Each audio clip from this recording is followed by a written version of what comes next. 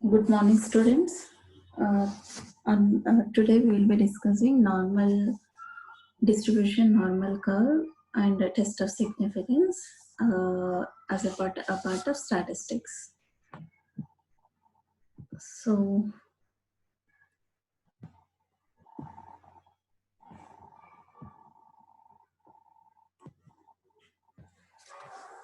so the normal distribution or a normal curve, it is very important in statistical theory. So, usually in biostatistics, most of our understandings depends upon the knowledge of normal curve or normal distribution. What is this? When we take in any study, part of that we collect the data. So we collect more observations of variables such as height, blood pressure, pulse rate, or some hemoglobin levels, temperature of a particular age group or a particular people like a pregnant ladies. We collect all the data. So by the data, we draw a graph. So when we draw a graph using that data, we will get a normal curve. Here you can see height in centimeters, the total number of children. So frequency of each group, okay, 144. So this is like a frequency of each group. Here the mean is 157, okay. So when we draw this in a diagram, we get like this. But when we combine these values, we will get a normal curve. This curve, we call it a normal curve. We will be discussing more properties of normal curve in later slides. Usually 157, this is the mean. Here is the mean. 1 standard deviation, 2 standard deviation, and also the 3 standard deviation. In x-axis, we have taken a height in centimeters. In y-axis, number of students. So what are the properties of normal curve? Usually it is bell-shaped curve, where it is very smooth, and it is also symmetric about its mean, which means variables on either side of the mean are equal in number. Here, so this is mean, so the left side and the right side would have mean variables are equal in number. And also its maximum height at the level of mean. So here maximum height is at the mean. Here it is mean, we already said. So it is a symmetric about its mean. The total area under normal curve is 1. Here is 0.5 and here is 0.5. The total area is 1. So because it is equal parts, it divides, mean divides these things into equal parts. And also the tails, they never touch the baseline. In any normal curve, when we draw, tails should, they never touch this baseline. Here you can see. So the tails never touch the baseline. The two tails of the curve extend indefinitely. So more properties here, this is a mean. This we call it 1 standard deviation, which means 68.3% of the values falls under 1 standard deviation. And 2 standard deviation, usually 95% of the 0.5% of values, they fall under this 2 standard deviation, -2 to +2. And 99.7%, almost all the values falls under 3 standard deviation. So these limits we call confidence intervals. These 2 standard deviation, 3 standard deviation, we call it confidence limit. And also when we say 95% of confident limit, what does it mean? It means 95% or area of 90% area of that normal curve, 95% of the values are between limits of 2 standard deviation. When we say 95% confident limit, 95% of the values are within 2 standard deviation. And also the shape of the curve always depends upon its mean and also the standard deviation, and also which itself depends on number and the nature of observations.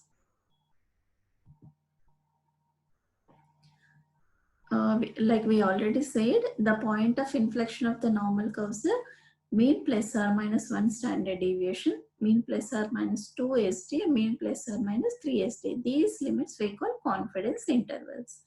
When we say 68% of confidence limit means 68% of those values falls under 1 standard deviation. And also usually there are many normal curves. Normal curves depends on like a mean and standard deviation of particular study, but there is only one standardized normal curve. So it is usually smooth and bell shaped, we are like already discussed, where mean, median, mode coincide, that we call it standardized normal curve. So and what is Z formula? This is the distance of a values like a x. We go back to the, so the distance of any value we take it as a x, and this is mean. So the distance of a value from the mean of curve in units of standard deviation is called relative deviate or standardized normal variate. Any distance between maybe this one or this one with the mean in the units of standard deviation, we call it relative deviate or standardized normal variant. This we say with the symbol Z. The formula for this is normal deviate, relative deviate or standardized normal deviate, we call it. That is x minus mu divided by sigma. X is any particular value, mu is mean of that curve. This is standard deviation. So next we will be discussing test of significance, or these tests we use for a testing of hypothesis. So usually in our experiment or any statistical analysis, we get some results which are different from the universal values. So at that times we get some doubt whether the results occurred by chance or there is any significance of that results. So to test these things, we are using test of significance. Okay, testing to find this, we will use some statistical test. What should we find here? Whether the difference is because of the chance or there is any significant external factor. We should know that. For that, we use some particular test. We call those tests as test of significance. Okay. So first, we should know what is hypothesis. So when we are, maybe when we want to do some research, when we are like, we wanted to know the, like was a drug, about one drug, like one drug A is more effective than drug B for treatment of skin disease or treatment of breast cancer, or something like smoking increases the chance of lung cancer. We wanted to test that. So we just formed, that is hypothesis, what we wanted to test. Okay. Suppose, for example, is we take a hypothesis like smoking is a risk factor. The chances of incidence and prevalence are more in smokers, lung cancer in smokers than non-smokers. That is hypothesis. We have to form a hypothesis and then we test. By the end of the like all the statistical analysis, we will be knowing what we said, what our hypothesis is accepted or rejected. For that, there is some process to testing hypothesis. So the hypothesis is, it is an assumption or a guess about the population parameter. That assumption may be true or may not be true. So it is called hypothesis, and it is represented by H. So for that, first we have to also form the null hypothesis. What is null hypothesis means? There is no difference. There is no difference between drug A and drug B. The effectiveness of drug A is equal to drug B. Or incidence of cancer in smokers is equal to non-smokers. That is null hypothesis. Like there is no difference. So that is called null hypothesis. Like there is no significant difference between two treatments. Level of significance. So when we take two samples from the same population, usually we expect same results. This is called like a null hypothesis. But any chance, if the difference appears, is there any difference between group A and group B? It may be due to the chance or sampling error. So it is allowed to certain extent. At what extent it allowed, we have to know. So, but if our like when we observe, if our observed variation is more than a chance variation, in that our null hypothesis is proved wrong. So our hypothesis, actual hypothesis, we can accept that. Okay. Now when null hypothesis is proved wrong, that time we can accept alternate hypothesis, the hypothesis which we formed at the beginning. So level of significance, we alpha, it is a probability. We know P is in reality the probability of rejecting a true null hypothesis. We usually use 5% or 1%. Okay, 5% is 0.5 and our 0.01 is 1% of level of significance. So 5% level of significance, what does it mean? So in a test procedure indicates that there are about 5 cases of 100 that we would reject the null hypothesis when it is true. That is, we are about 95% confident that we have made the right decision. So significance, when the computed value of the test statistic falls in the rejection region, it is said to be significant. And if the observed difference is more than 2 times of standard error, then it is significant at 5% level of significance. And to test these things, to test our hypothesis, like whether it is significant, whether it is not significant, whether we can accept the hypothesis, null hypothesis, whether we reject the null hypothesis, we'll be using some tests. These are standard error of mean, standard error of mean, difference between means, standard error of proportion, standard error of difference between proportion. These tests we use based on the sample size, based on the type of data we collect. First, we just go through the formulas. What are the tests of significance? So,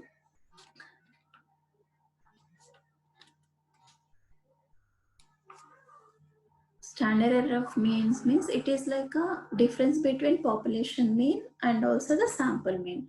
So when we take a standard error of mean is the measure of variation for the sample mean. So the mean of the sample need not be equal to the population mean. You know, when we take a sample and we collect a mean, we calculate the mean, but they should not be always equal to the population mean. Whether it will represent the population, the sample we have taken, whether represents the population or it is not representing the population, we don't know. Okay, so for that we have to calculate the error of mean. The difference between sample mean and the population mean is called the sampling error. So suppose we take all possible samples and calculate their means. Okay, suppose we have taken like a 3000 samples. In each sample there are like a 30,000 size, 30. Okay, each population of 30 we have taken sample size of 30. Like that we have taken 3000 samples. So every sample has its mean. Okay, and we also calculate the population mean by those sample means. If we take all possible samples and calculate their means, the mean of all means equals as an estimation of the population means. Standard deviation of means of all this sample is known as the standard error of the means. So the formula for standard error of mean is S by square root of n. Hence S here is standard deviation, square root of n is number of populations we have taken. So here is an example. Serum cholesterol level in 100 men follows a normal distribution with a mean of 242 milligrams and standard deviation of 45. With this, we can calculate the true mean of the universe. Here we only know the mean of that particular sample, but we have to know the what is universe, mean of the universe, from which sample was drawn. So for that, the formula here we are using, we already discussed the formula 45 by square root of 100, it came like a 4.5. This is standard error of the mean. So the confidence interval for the mean is the range of values that is likely to enclose the true value of the mean some particular proportion of the time. So range of the population mean, usually range of the population mean should be mu plus or minus 2 sigma. Here is mean plus or minus 2 into standard deviation. This should be the range, okay? The population mean range should be this. So that means the mean is 242 plus or minus means 2 into 4.5. So the range of cholesterol should be between 233 to 251.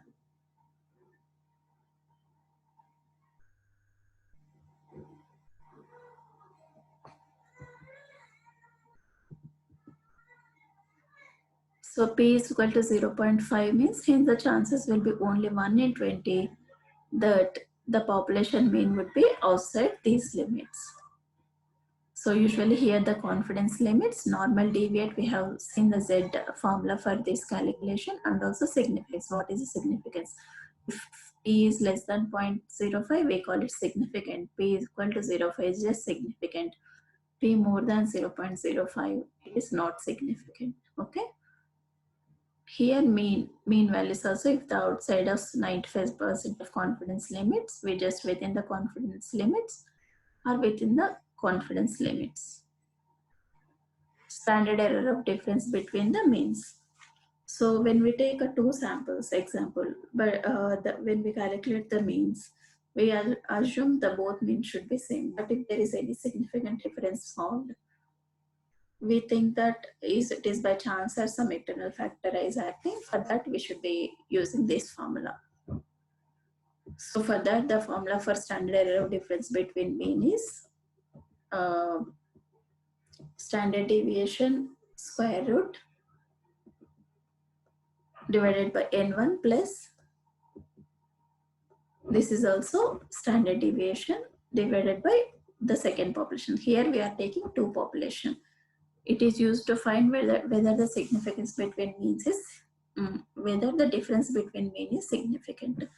So for example, in the study we have taken two samples, one is control group and one other is testing group. So by that formula, maybe they have given the data of standard deviation of first control group is 4.5, standard deviation of test group is 4.2, and also the size of the sample here. And by the formula for standard error of difference between mean, we have it came like a 0.81. So the actual mean is 88 minus 79. This also they have given in a data. The means of two samples, one is control group is 88. Here the 79, it came to 9 mm of Hg. So for large samples, we can calculate a 95% of confidence interval for the difference in means. So we need 95% of confidence limit, that is 9 minus 2 into 0.81 to 9 plus 2 into 0.81. which is 7.38 to 10.62. So the mean difference between mean has fallen into the between these. So it is we call this is there is no external factor is acting. So both the means are same. Standard error of proportion. This is like when like a proportion of students working part-time is 52%. A random sample of 100 students were selected from a college where 40% of the students work part-time. Standard error of proportion, the formula for this, square root of PQ divided by N. So when we calculate, it came to 5. So range of working population should be P plus or minus 2 into standard deviation, that is 52 plus or minus 10. So 52 plus or minus 10 means 42 to 62. But here the working population is 40, but it should be between 42 to 62. So, but it is only 40%. The observed proportion was only 40%. It is outside the confidence limit. The difference is significant and not likely to have arisen by chance. So this we call it significant. Okay. We have always we also need to calculate, when we calculate the relative deviate, that is said it is like a 2.4. If it is more than 2, we hence deviate, and we call it significant.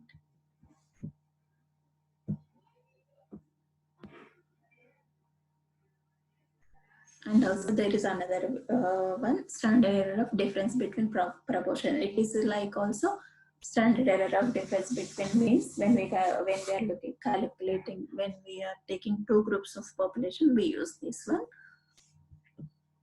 For the formula is standard error of difference between proportion. The formula is this: P1 square root of P1 1 minus P1 divided by N1 plus P2. This is probability. P is 1 minus P2 divided by N2.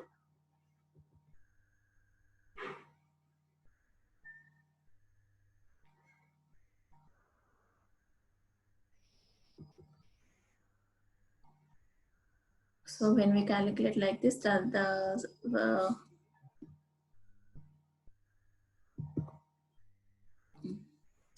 so this we use to determine whether the difference between two proportions is significant. Okay. The formula we use here is this example. Suppose the ACME drug company develops two new drugs designed to prevent colds. The company states that drugs are equally effective.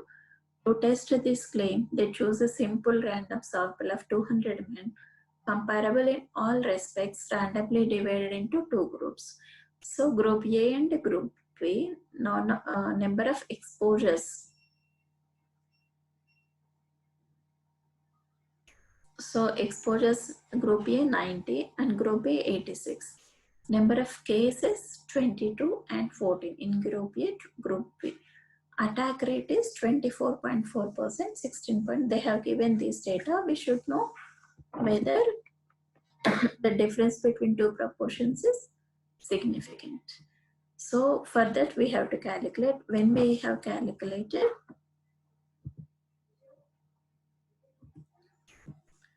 standard error of difference between proportion is 6, whereas the observed difference is 8.2. Here observed difference means 24.4 minus 16.2 is 8.2, but when we calculate according to the formula, it is 6.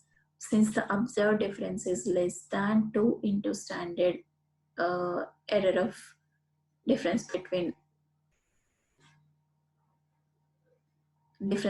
means different proportion, that is 2 into 6, 12.